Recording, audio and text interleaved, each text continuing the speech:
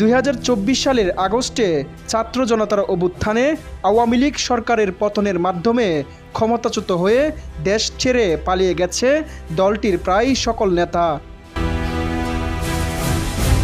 কয়েকজন গ্রেফতার হয়ে কারাগারে রয়েছেন। তবে সাবেক রাষ্ট্রপতি আব্দুল হামিদ অসুস্থ, তার বিরুদ্ধে কোনো ওয়ারেন্ট নেই, এজন্য তাকে গ্রেফতার করা হয়নি বলে জানিয়েছেন স্বরাষ্ট্র উপদেষ্টা অবসরপ্রাপ্ত লেফটেন্যান্ট জেনারেল মোহাম্মদ জাহাঙ্গীর আলম চৌধুরী। সোমবার সকালে যাত্রাবাড়ি থানা পরিদর্শনে গিয়ে সাংবাদিকদের সঙ্গে আলাপকালে এক প্রশ্নের জবাবে স্বরাষ্ট্র উপদেষ্টা এ তথ্য জানান। এ সময় তিনি ঈদের সক্রিয় ভূমিকা রাখায় পুলিশের প্রশংসা করেন।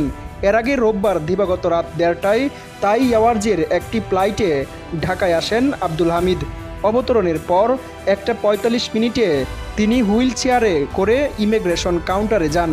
সেখানে তাকে দীর্ঘক্ষণ হুইল চেয়ারে বসে অপেক্ষা করতে দেখা যায়। পরে রাত 2:45টার সময় তার ইমিগ্রেশন সম্পূর্ণ হলে তিনি বিমানবন্দর ত্যাগ করেন। আওয়ামী লীগ সরকারের আমলে টানা 2 মেয়াদে রাষ্ট্রপতির দায়িত্ব পালন করা মোহাম্মদ আব্দুল হামিদ গত 5 মে শুরুতে তাই এয়ারওয়েজের একটি ফ্লাইটে দেশের বাইরে যান। আব্দুল হামিদের দেশ ত্যাগের কোনো নিষেধাজ্ঞা না থাকায় চিকিৎসার জন্য থাইল্যান্ডে যান তিনি। এই সময় তার সঙ্গে ছোট ছেলে রিয়াদ আহমেদ তুষার ও শালক ডাক্তার আনম নৌসাদ খান যান। দেশের চিকিৎসকদের পরামর্শে তিনি বিদেশে গিয়েছিলেন বলে জানা যায়। ওই সময় বিষয়টি জানাজানি হলে শুরু হয় তোলপাড়।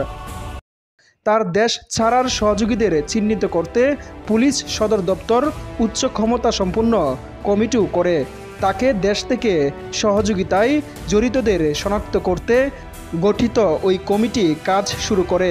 আব্দুল হামিদ 2013 সালের 24 এপ্রিল প্রথম দফায় দেশের 20তম রাষ্ট্রপতি। 2018 সালের 24 এপ্রিল দ্বিতীয়বারের মতো 21তম রাষ্ট্রপতি হিসেবে শপথ গ্রহণ করেন। তার মেয়াদ শেষে 2023 সালের 24 এপ্রিল রাষ্ট্রপতি হিসেবে শপথ নেন মোহাম্মদ শাহাবুদ্দিন। বঙ্গভবন ছাড়ার পর আব্দুল হামিদ রাজধানীর নিকুঞ্জে তার বাসায় উঠেছিলেন। ছাত্র আন্দোলনে হামলা ও গুলি করার ঘটনায় কিশোরগঞ্জের সদর মডেল থানায় 14 জানুয়ারি সাবেক রাষ্ট্রপতি আব্দুল হামিদ, সাবেক প্রধানমন্ত্রী শেখ হাসিনা, তার বোন শেখ রেহানা, শেখ হাসিনার ছেলে সজীব ওয়াজেদ জয়, মেয়ে সাইমা ওয়াজেদ পুতুল সহ 124 জনের বিরুদ্ধে একটি মামলা করা হয়। আব্দুল হামিদের দেশ ত্যাগের পর বিভিন্ন রাজনৈতিক দলের তরফ থেকে তীব্র প্রতিক্রিয়া দেখা যায়।